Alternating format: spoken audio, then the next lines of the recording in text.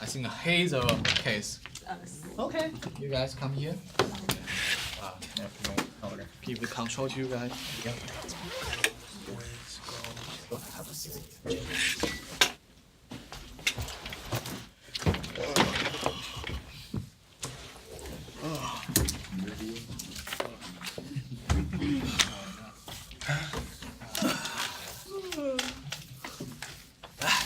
Finally, I can sit down in the class. Little break. Today is easy for me. You guys present. Another class, they have exam, so nice. I just show up. That's the only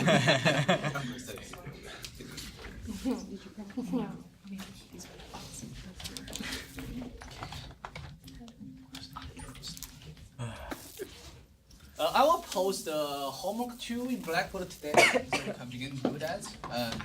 That will be is question, 2 questions from chapter 8, 2 questions chapter 10, and 4 questions chapter 13. You can at least begin to do the question about chapter 8 and chapter 10.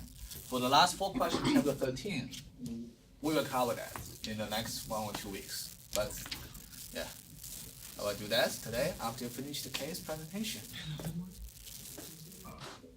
Okay, well, good morning, everyone. My name is Sydney Dixon, and these are my peers.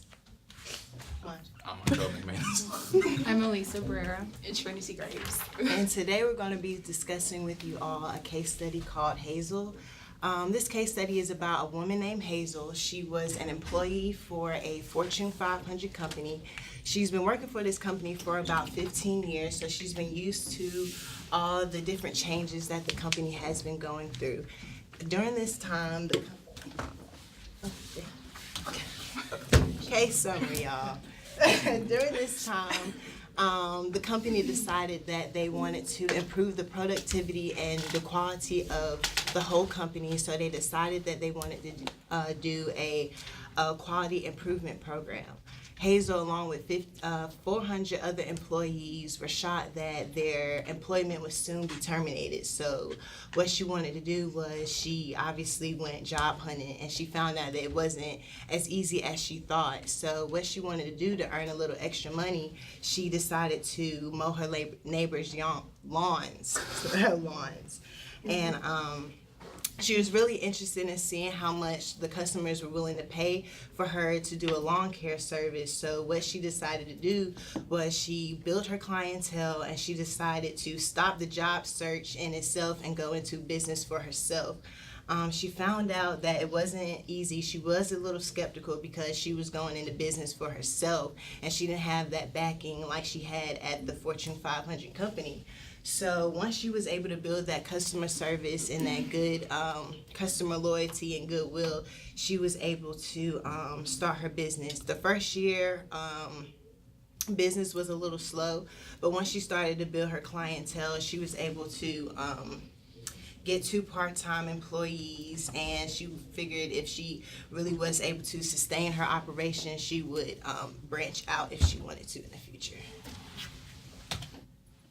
Okay, so Hazel's responsibilities, she's responsible for everything. She's the sole proprietor for her business.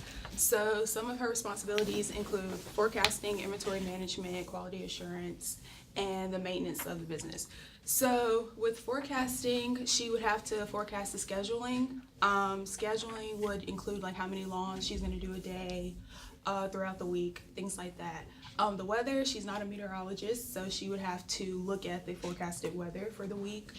The number of lawn mowing machines she needs is important because it's just her and 2 assistants, so they would need machines to mow the lawns. The prices and rates, she could use forecasting to determine her prices, and the demand for services, which would measure her existing clients and if she wants to gain new ones. Her inventory would include the lawnmowers, the weed eaters, rakes, the trucks for transportation, fertilizer, grass, scissors since it's a lawn care business, and gas for the lawnmowers and the trucks. So with scheduling, she would need to schedule her appointments with her clients. Scheduling can prevent mistakes and mix-ups, but however, events can occur that would disrupt her scheduling, such as cancellation of appointments, weather, employee shortage, and machines breaking down. With quality assurance, that's important because that is what keeps a business running.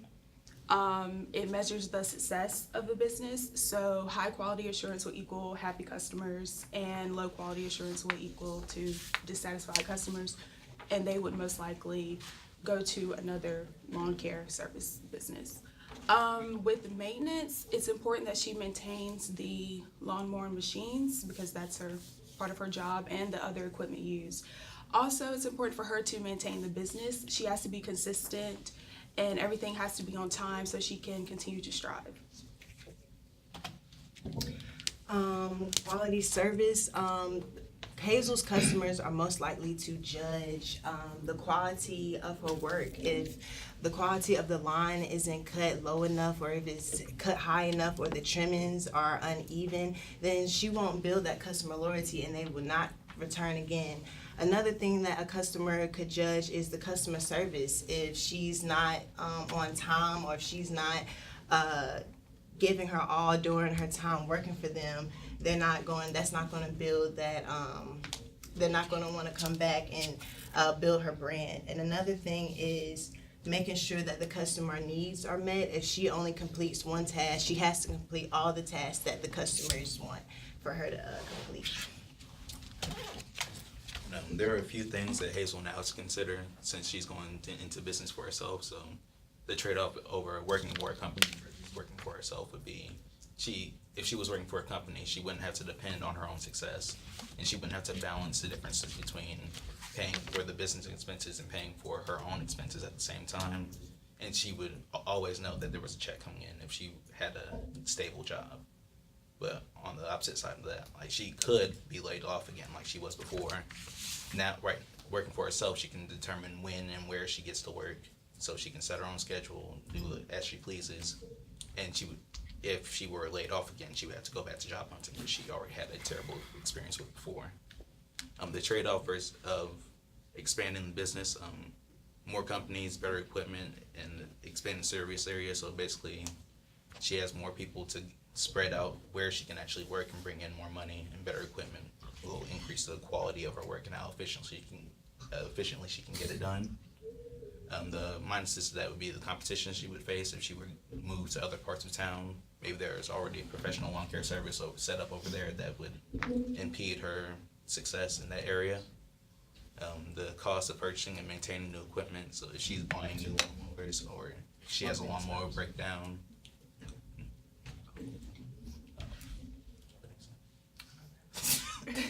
If she had a lawnmower breakdown, then it would be a problem for her going forward, and whether or not having employees work all year round would be sustainable. And the pluses and minuses of launching a website, it basically come down to whether it was a simple website that doesn't do a lot, but it's an ad that people can see, it's very visible. On the other side of that, she can make it an expensive, dynamic website that people could like set up schedules for appointments for, but that obviously that would take more money and time to create and maintain.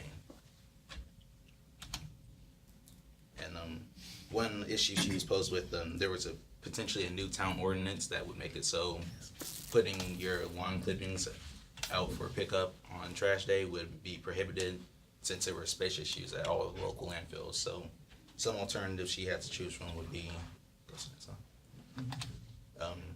don't dispose of it and just leave it in the yard. Obviously that would be an incredibly bad taste to do, and it would make the lawns look worse, but it'd be cheap and fast to do. So Could you guys go to the conclusion? That's already. Oh.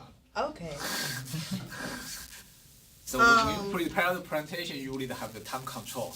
Okay, to sustain operations, we figured that Hazel should expand her brand and go into different areas throughout the neighborhood, and that way more people will come to her, and her business become more popular, and it'll be a great way to network, build clientele, and her brand.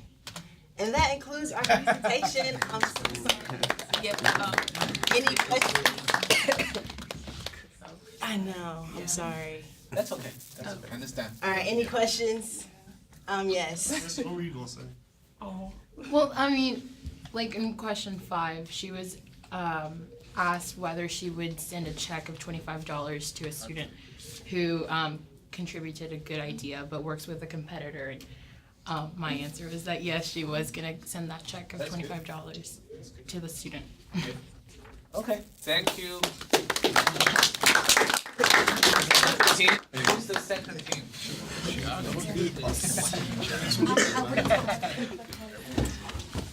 You need somebody to respond.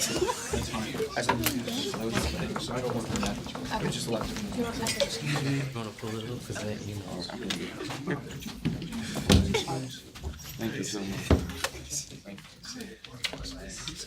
I said, God damn. Yeah.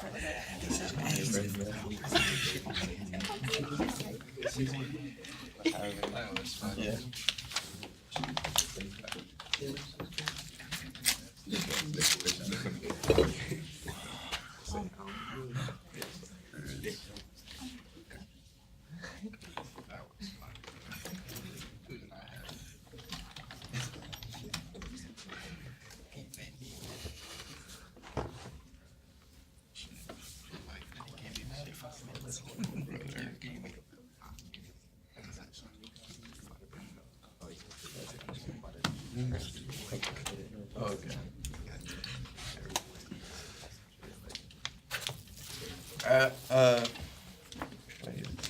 Let me get a time limit. Okay, my name's Michael Sessoms, I'm Joshua Ammons. I'm Dylan Edwards. Kay Wisner. and we did case 2, which is on M&L Manufacturing. Okay. M&L Manufacturing, they're known for making components for printers and computers, or copiers, I'm sorry. They can produce up to 20 different components, is what they're set out to do. They mainly sell their components to manufacturers and retailers.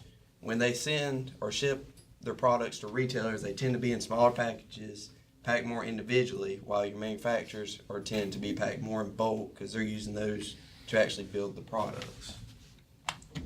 The plan that they were using does not use any form of forecasting. Relies mainly on the operations manager to call the shots, make the decisions. So pretty much what he is doing is he's deciding, which items or the batch size, as he says, as with the amounts of inventory. So if you got a lower inventory, you say, okay, we need to start producing more of these to, have enough product for your manufacturers and retailers. Some of the issues is this was not working. They tend to become overstocked and understocked. So when they were overstocked, they had too much inventory, and while they were understocked, it had problems with some of the retail managers because they were saying, hey, we need these products, and they're pretty much saying, well, we ain't got them. And then the other issue was the price of raw materials were increasing. To resolve this issue, because of the competitive pressures and falling profits, manager decided, okay, we're going to pick 2 products. We decided to pick these 2 products to look at forecasting was because one of them, as it was saying right here, is increasingly important as it can become increasingly important in the future. And then while the second one was picked because it was consistently being out of stock. So some benefits that we should expect to see in ML manufacturing by using a formal forecasting method. Two of the main things I think would be the production and inventory levels should be more efficient. That should solve the problem of whether we have too many products in inventory or we don't have enough. So it should help the customer satisfaction. It'll do this by, if you have an accurate forecast, it can give you the demands, more accurate answers for what may be demanded in the future, so we can know what to produce. And if we know what to produce and know the levels of the inventory, we can increase customer satisfaction because they can have the products that they need to get to their customers. So they're not missing sales, they're not having high cost in inventory as well.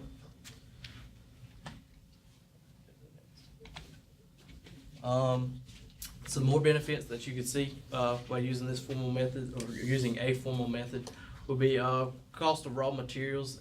It's going up. So if we know what we're going to produce, we can allocate our resources to produce the right products that are being demanded.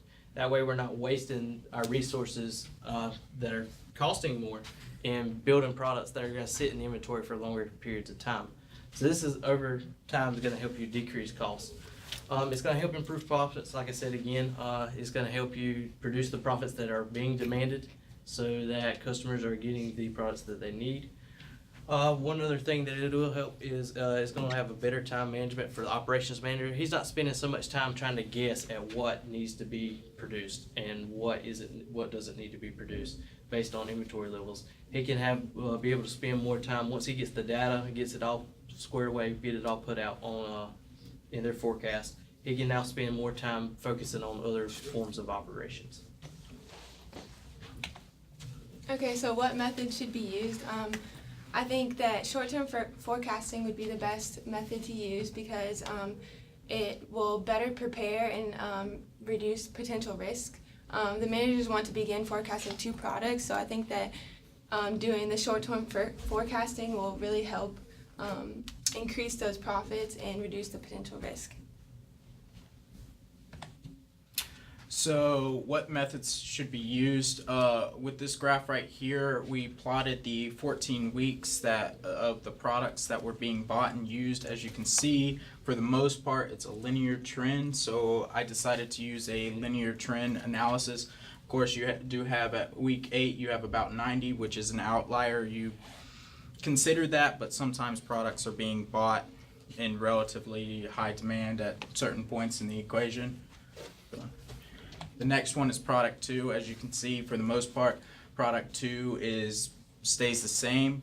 So I used a sample average for this one to keep it relatively the same number of product being produced every time. This was the forecasting that I did. Basically, you would see, okay, you had your weeks, then we did the data to where we got the formula, and we were trying to figure out the linear equation, which the linear equation ended up being y equals 48.26 plus 36 or 3.46, and the number of weeks is x. With the linear equation for the next 4 weeks is what we did. You ended up finding out that week 15 we would need to produce about 100 units. Week 16, 104. Week 17 was 107, and week 18 would be 110. For product 2, this was again the average, so I did a sampling average. Basically, I added up all of these and then divided them by 14. I got about 42.8. Of course, you wouldn't have 0.8 of product, so we would round that up to 43. Any questions? Good.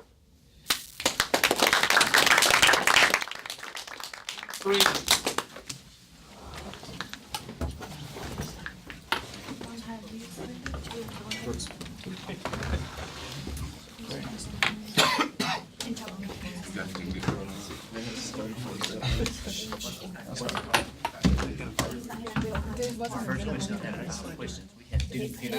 He said that he had an issue with overseeing all of it. I will contact him. He said that he texted. I will definitely contact him. But anyway, all credit being due. I put his name on there. Don't need to.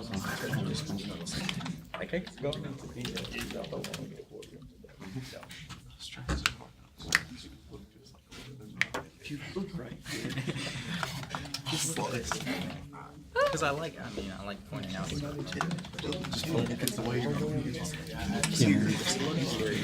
it's a linear equation, sloping upward in the upward direction means there's more to do.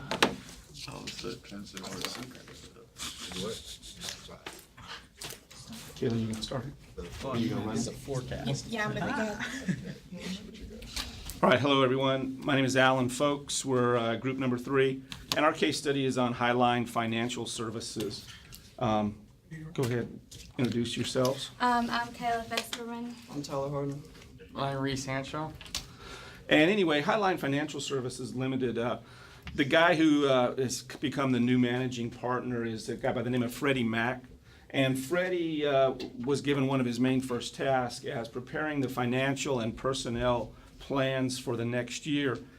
He's given a little bit of information from the last 2 years, year number 1 and year number 2, and he's going to utilize that data to determine staffing levels and for the next 4 quarters, determine if he needs to lay off anybody or how they're going to run things, kind of see where the financial part of the company is going for the 3 products and services that they offer, service A, B, and C.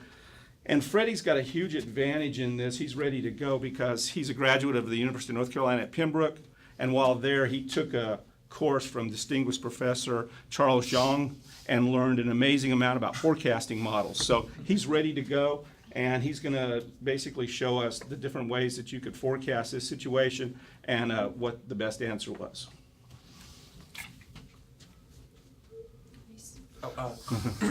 So before I talk to you about what correlation is, let me tell you what an indicator is. When the change in an independent variable can be used to predict the change in another variable, we call that independent variable an indicator. For an indicator to be valid, it has to meet certain conditions. First, there has to be a logical explanation for the movements of the dependent and independent variable. The movements of the indicator have to precede the movements of the dependent variable, and finally there has to be a fairly high degree of correlation. A correlation coefficient measures the strength and direction of the relationship between the 2 variables, and you can calculate the correlation coefficient using that equation. The correlation coefficient always lies between +1 and -1. And the square of the correlation provides a measure of the percentage of variability that is explained that the independent variable explains for the dependent variable. Okay. Now in our case, by substituting service A for service B for x and y, we find that 0.1197% of service B is explained by A, making A a poor indicator of the demand for B. And if we do the same thing for services A and C, we find that 71.3687% of service C is explained by A, making it a moderate indicator of C. And finally, if we plug in services B and C for x and y, then we find that 4.7611% of service C is explained by service B, making it a poor indicator. So I'm going to explain to y'all what the naive forecast is. The naive forecast uses a single previous value of a time series as the basis of a forecast. And what that means is, say year 1 is, you have a data of 6 and year 2 is 8. That means you can predict that year 3 will be 10. And with a stable series, the last data point becomes a forecast for the next period. And then some advantages of naive forecast is that it's virtually no cost. So compared to the other types of forecasts, it has a huge advantage. It's quick and easy because you can just find the data correlated together easily. It's easily understandable because there's no complex formulas you need. You can just find the difference between the years. But the downside is that it provides a low accuracy. Here's the charts that we made for the data points. And so here you can see that in year 1, service A in quarter 1 is 60. And then in year 2, service A quarter 1 is 72, which is a difference of 12. So in year 3, quarter 1, or service A, quarter 1, you can predict that it'll be 84. And then all you have to do is just find the corresponding data and just keep finding the differences for those. Okay, and then I did the linear trend method, and this is the actual, which is the n, which is how many different values, times the sum of x and y minus you get that. And then based this, out of year 1 and 2, I went ahead and found the linear trend equation for service A, B, and C for year 1 and 2. Year 1 and 2 for service A was the exact same, forecast equals 45 plus 10t, which is the time. And then as of these other 2, this one ended up being both negative, which was very similar, but there still is some differences. And then the actual slope value is lower on these 2 as well. And then also based off of those two, year 3, the values can be very similar to these, but you'll notice in the next slide that there actually are, there's still some differences, which it could not be proven to be accurate. So these are the values that once I did for, I plugged in 9, 10, 11, and 12 for each of those equations on the previous slide, and I found that based off of year 1's equations, these were all the same. Well, these were all the same for year 1 and 2 equations. And then you see these are pretty low compared to the last slide for year 1 and 2 data. And I'm sure y'all know how to use that particular equation to solve those. And then these were actually very similar if you look back. There's some difference, well, I don't have them on there, but there's some differences, but they still are very, very different. So in conclusion, after Freddie looked at all the numbers and got all the information from all of his great assistants in the company and was able to put the different models and forecast models together and look at the trends and stuff, he decided that actually the naive method was the best one. Of course, the numbers showed a little bit of some stuff there to do with seasonality, and so he had to add that part to what he was doing in figuring out how that naive method was going to get him the numbers he looked forward to. But as he looked at the numbers and he saw the trends, Freddie realized that he would not need to make any personnel changes at Highline Financial, which was a good thing. Nobody likes to be the guy that comes in and has to get rid of people. The forecast model showed that a trend continued with positive growth for the company. And then so Freddie was very confident with his model and ready to go to the board of directors and give them the next 4 quarters numbers. Any questions?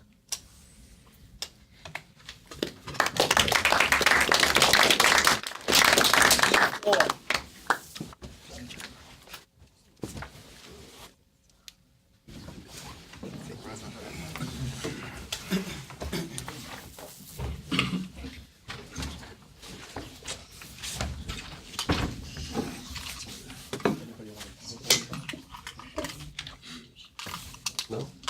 You can stay. It's up to you.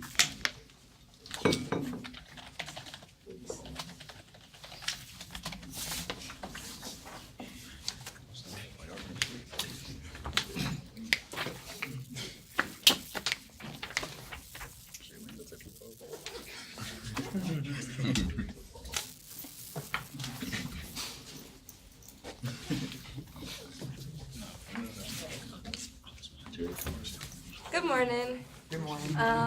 I'm Ariana Edley. Xavier Covington, Robert Crowder, Joey Brody. We did case study number 4, outsourcing of hospital services. All right, as far as the introduction, outsourcing for many businesses is a financial burden lifted due to another company coming through to take care of the responsibility. Due to drastic effects that outsourcing may cause this decision to be planned and precise, specific scenarios and results. Our overview, Deaconess Clinic in Billings, Montana decided to outsource their services in order to relieve financial pressure. The decision was to outsource food service, housekeeping, and laundry services. Outsourcing their plan was to lower labor costs, leading to overall cuts in expenses that will benefit the hospital financially. Great, so our first question was, what advantages were there in having the outsourced work performed within the hospital? As you know, outsourcing is mostly used because a company or like the hospital wants to lower its cost because they have financial pressure. However, that's not always the best option because they lose a lot of aspects of it. One of them being is control. The hospital will no longer control like the food housekeeping as laundry service, which a lot of times the staff may not like because different vendors change it drastically. Another is being service quality. Like most of the time when it's being outsourced, the quality performed by the new vendor is not always the same. And as again, employees might not like that. Keeping them within the hospital will increase employee morale, which will make employees happier. and the keeping them together, like not outsourcing their jobs, will make like the environment family friendly, and with that it will like increase productivity within the hospital. All right, the second question was suppose a different hospital outsources food service but decided not to have their work performed in-house. All right, and so just like Daniel said, that there's some employees who wouldn't like the decisions the company made. So I wanted to talk about some advantages, disadvantages of outsourcing the food service that's not in the hospital. So like some disadvantages, like Daniel pointed out, would be that the employees aren't happy. You know, it could result in, you know, some problems like employee turnovers. A lot of people wouldn't want to stay. You know, they're used to the comfortability in that family environment. So when they would go to outsource it, you know, a lot of people might be a little hesitant to do it. Some might quit their jobs. You know, productivity might not be the same. You know, that sense of family, you know, leads to, I want to say, like a higher efficiency with the employees and their, you know, the group of family, which in turn could lead to better patient service for the hospital. So, as for the advantages, implementing the strategy could mean saving expenses in the long run. The cost of out-of-house production for the food services could yield, you know, lower cost as compared to producing it in-house. Areas that previously used could be made useful in other ways: storage, warehousing, even additional hospital rooms. And the savings of additional space and, you know, the savings of expenses may provide the hospital with competitive advantages compared to other rival hospitals. In the housekeeping situation, why not just forget about outsourcing, especially since the hospital ended up rehiring as employees anyway? Yes, in terms of why not just forget outsourcing, I think that was kind of out of the question. When like how Deaconess Clinic, when they was faced with those certain financial problems, usually that's the only option that you have where you can keep the employees and save money. So in that case, you know, one of the only other options would be like to cut doctors, nurses, cafeteria workers, or other things. But then after that, you will lose a lot of efficiency. So they had to do that. But in doing so, they isolated the new workers that came in. They felt isolated because of their job with housekeeping. So that created a high employee turnover. So to resolve this situation, they rehired the old staff back, and that was able to you know, boost morale again while also saving money. All right, and our last question was, for laundry service, what might have been the rationale for asking another hospital to join it? So this hospital believed that it would be beneficial for another hospital to join it for laundry service to cut costs. This could add a substantial amount of time back into the business for them to focus on other things such as updating facilities, employees, and again, increasing employee morale. Also, it allows breathing room to invest in, again, the staff, the facilities, encourage growth, and help the establishment prosper. Some recommendations we had for the company was to use the decision theory when comparing their alternatives. The decision theory weighs risk and all the results that come with it. So they could do the strategic alliance, or they could just completely outsource and weigh those risks. Also, you could increase family atmosphere. That seems like a big thing for this business. So they could really focus in on that, asking their employees how they could do that. And they could also use new budgeted money that was used before for laundry services to improve their equipment, update it, and raise pay. And to conclude, the business must weigh all options. Due to outsourcing, it can cause big changes in the business. It can also decrease employee morale, and that would decrease productivity in your business. So they really need to take in careful consideration and be precise with it. Also, the business wants to make sure that all businesses involved are okay with all the changes being made. So if they decide to combine their laundry services, that needs to be okay with everyone. So it's a smooth transition, not only for the Deaconess Clinic, but also for the other hospital they asked to join them. Have any questions? Yeah, that's it.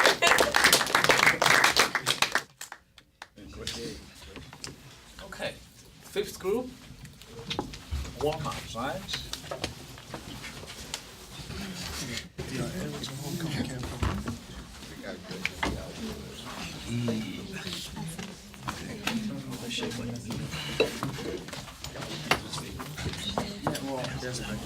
you guys print out the reports or? We're gonna have to get that to you after class. Okay.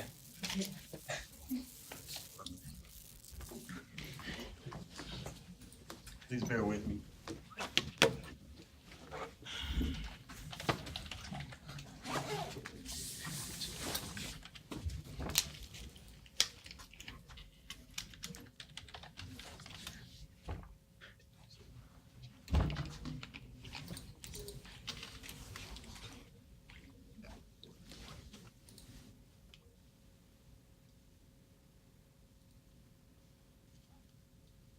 All right, so the name of our case was Hello Walmart, and my name is Deion Perry. I'm Bracy Malcolm. I'm Kendall Massey. My name's Eric. Michael Uckley. All right, so basically the case for Walmart for us was Walmart is like very successful. It's probably one of the most best supermarkets in the globally. So basically, there's a lot of benefits and risks for bringing Walmart to a new city. So basically. Our case was to develop a list of the main arguments that can be presented to the public, hearing on the matter of each group, so the owners of small businesses, and the town residents and the residents of nearby towns. So basically, we had to explain how a representative would handle the criticism that we would get from Walmart. And before we go into the details of the case, I want to give you some background on Walmart. It's a U.S.-based international retail store that operates in, again, retail and sales, and they do this through storefronts and provide customers with goods and services at competitive prices. And they do this through basically 3 types of store formats. Simplistically speaking, Walmart comes in 3 sizes: small, medium, and large. They provide goods and services such as groceries, electronics, hardware, home decor, apparel, and sometimes larger stores can house specialty stores such as banks and restaurants. And the limiting factor in these types of things is the store size and its capacity to house these products. Alright, so let's talk about the cons that Walmart has on small businesses first, since those outweigh the benefits. Well, they tend to have a really good process of becoming the leading store in a particular location wherever they choose to be. And what tends to happen to small businesses is when they have similar products or related services to Walmart, they have to lower those prices, and in turn that leads to lower employee wages in that particular business. And those small businesses tend to run out of business if Walmart really does want to compete with them. And this causes employees to lose their jobs as well.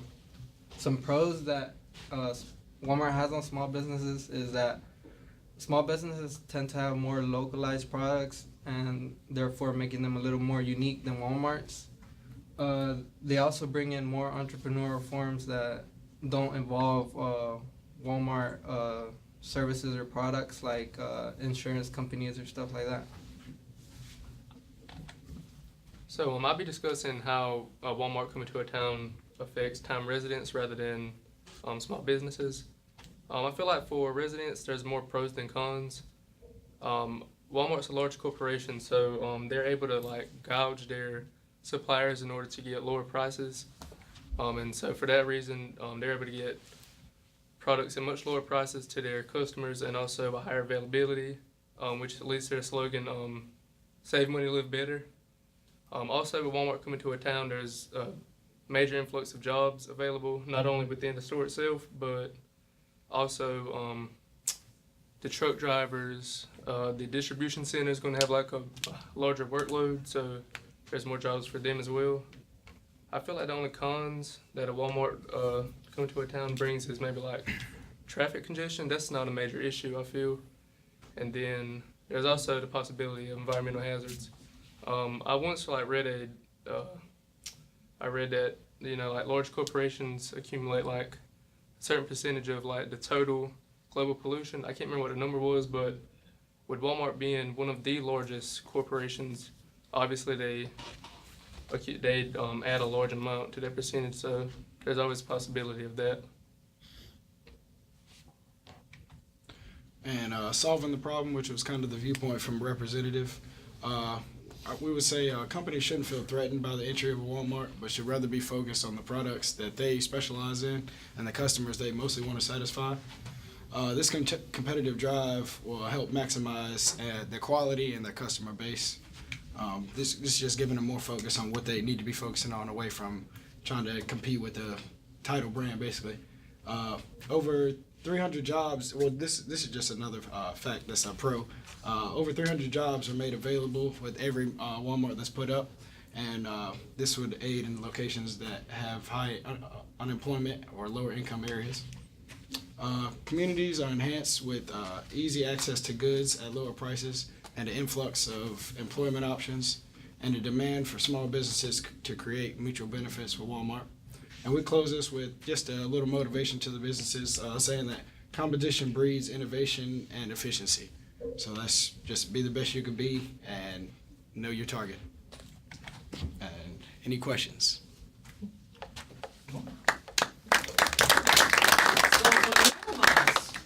How many of you really don't like Walmart? Raise your hand.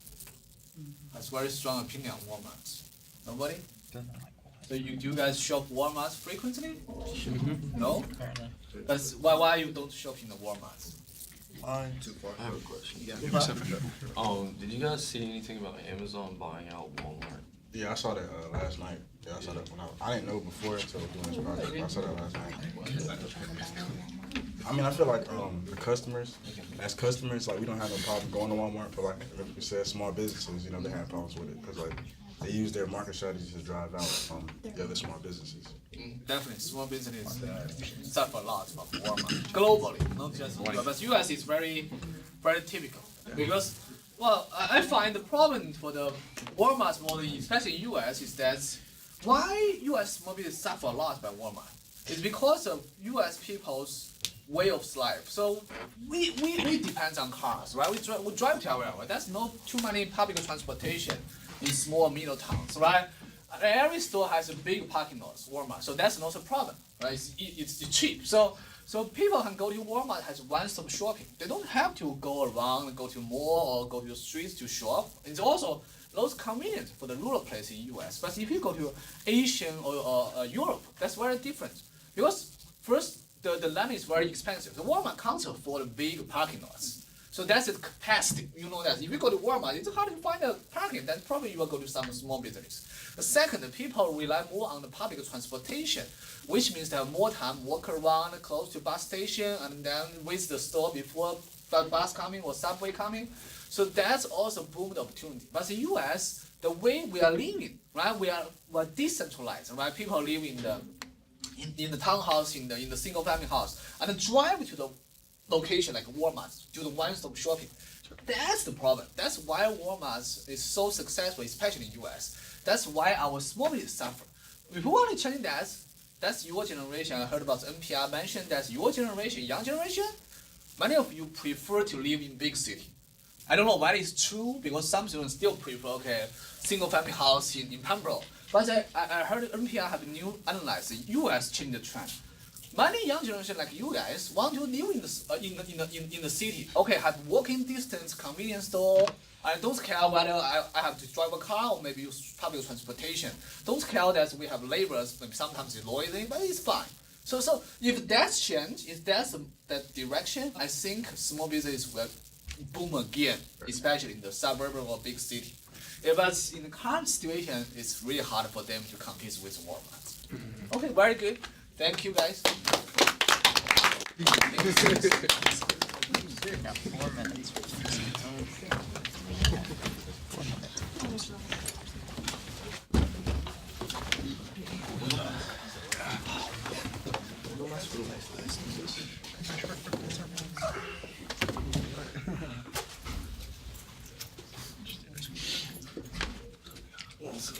Oh, you got signed in. Do I? Yeah.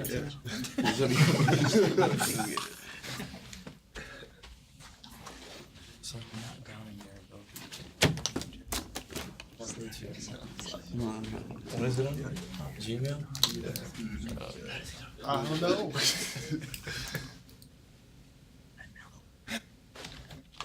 That's not yours.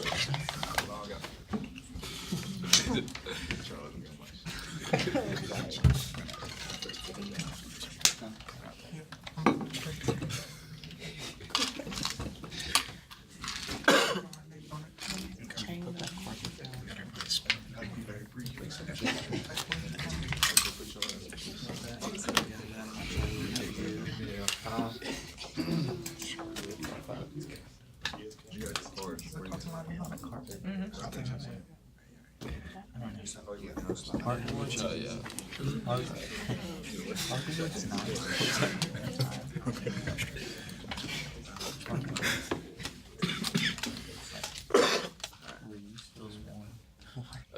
we're set up. Good morning. I'm Kyle Ramsey. I'm Quay Threets. I'm Dante Pitt. I'm Jared Tibbs. And I'm Cameron Williams. And we did a case study on Tiger Tools. So the problem Tiger Tools was having, they're a division of Drillmore Industries, and they set out to launch a new product. And in order to make this new product, they had to have a specific oven. But the manager, Michelle York, asked her assistant to check the capability of the oven, and when the results came back, they were devastating because Tiger Tools learned that the process was not capable. And along with that, they had a freeze on capital expenditures, which was more than $10,000, and which would be to replace the oven, it would be many more times that. So first we're going to look at and see if the process is controlled. So to do so, we find the upper and lower limits by using the equation x bar plus A2 or x bar minus A2. And so we found the upper and lower limits, and we could see that it was actually controlled if you look at the mean data. And just because it's controlled does not mean that it is capable. So when we're finding the capability, we had to first find the standard deviation to use in the formula, which is the A2R bar and then equals 3 times the standard deviation divided by the square root of a number. And so you can see the rest, but down, we had to get the variable, the standard deviation by itself, and eventually we got the number 0.234. And in the final step of finding the process capability, the CP equals the specification width, which is 1.41, divided by 6 times the standard deviation. We just plugged those numbers in from the last number we got, and we got 1.03. And the safety number that they use for the capability process is 1.33, and our number was less than that, so we could see that it was not capable by way of the first set of samples. All right, so the second question was, does the second set of samples show anything that the first set did not? Explaining why. Pretty obvious ones to note would be that the range in the first set, or the range in the second set is far less than the first. It's more than half, or less than half of the first range. There are more samples in the second set than in the first one. In the question, it said that Michelle had sought out one of her old professors to help overcome the problem. And the professor had suggested obtaining a set of samples using a smaller sample size and taking more samples. This, I believe, increases the probability that one of the samples, or it makes the samples more capable. This also indicates that the range in the sets are the sample size as well. Lastly, you can tell from the charts, or you can't tell from the charts provided, but in the text it also said that in the first set the amount of samples was 20, and in the second set the amount of samples was only 5. This is important information needed to find the n, which is needed to get the standard deviation. And now Dante and Jared are going to explain. So the question was, assuming the problem can be found and corrected, what do you think it would have on the capability of the process? Well, we've been talking about a lot about process capability. I just wanted to briefly tell you what it is. Business process capability relates to output of a process that is considered in control with specification limits using capability indices. And the point of the process capability is to determine if the process is capable of producing output within a certain range. If it is within that certain range, then it is said to be capable. If it's found outside of that range, it's not capable. As Kyle said before, the first one wasn't capable. And we believe that if we were able to fix the problem, then that we would be able to be capable. And if it is, next slide.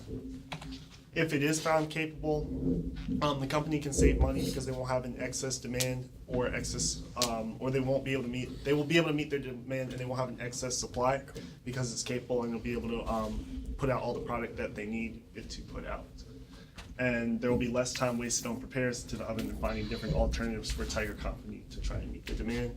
The big, so I'm gonna give it to Dante. So you can prove how we did it. Alright, for mine I had to compute the potential process capability using the second data set, which is right here. So first I found the N, which is 5 for the number of observations in the second set. And then we found A2 from this chart. So you go to 5 and then it shows you what the A2 would be, which is 0.58. For the mean, you have to add all the means up right here and then divide them by 27, which will give you 45 if you round that up. For the range, do the same thing, and you get 0.401. For the width, they give it to you in the problem, which is 1.44. And then for a standard deviation, we found that would be 2.34. So once you find all those, you set it up in the equation right here. And then once you work it out, you get 3 sigma, but you multiply 3 times 2.34, you get that, and then 6 sigma for 1, and you find 1.04. Then you do the width divided by the answer right here for 6 sigma, which is 1.385. And since that was greater than the safety number 1.33 that we had in the first set, then the process is capable for the second data set. And lastly, this case brought up the question, why not use smaller samples every time? And you wouldn't always use small sample sizes every time because they're not as reliable. They can be very biased. And if your sample size is too small, it would not yield valid results. And you would rather go to the large sample size approach because the larger sample size, the smaller the standard deviation, and it also broadens data and does decrease marginal error. Very good. I just want to mention in that case for the sample size, okay, you can see that first they have the big sample size, they say it's not capable. And second, they choose the small sample that is capable. You be very cautious when you do the projects in reality to choose a small sample size. Because the smaller the sample size, the larger probability we make type 1 or type 2 error. Which means our control charts become less and less reliable if your sample size is this. Even like this example, they use the second small sample, they say, oh, we are capable. But this result is very suspicious because of sample size. Clear? So that's a trade-off. You think, okay, you want to show beautiful things to your customers, to your client, to your manager. Say, I'm capable. But you should be very cautious. Okay, if you only choose like sample size 3, well, it's easy to show it's capable because it's very stable. But if you increase to 30, it's kind of totally change the story. All right, just pay attention. Thank you guys, very good. Okay, we'll see you guys on Friday. You guys have the reports? Team 6. Not for speed. No reports? If I can sleep. About homework? All posted today. You guys have the reports? I don't know when I do. I'll post today. You can be here for the first chapter. All 3 chapters the homework question, but you only can do the first 2. Thank you. Mm-hmm.